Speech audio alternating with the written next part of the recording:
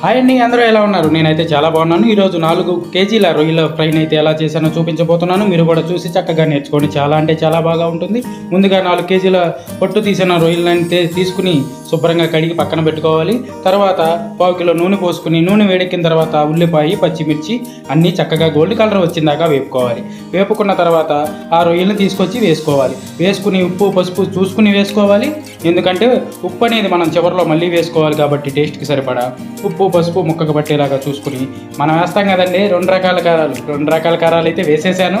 తర్వాత 50 గ్రాముల జీడిపప్పు కూడా వేశాను. అయితే చక్కగా తిప్పుకుంటూ ఉండాలి, అడుగు పట్టకుండా. ఒక్కసారి తింటే ఇంకా తినాలనిపించే ఈ రొయ్యల ఫ్రై మీకు ఎలా అనిపించిందో నాకు ఒక్క కామెంట్ చేయండి. తర్వాత కొబ్బరి పొడిని అయితే వేసేసాను.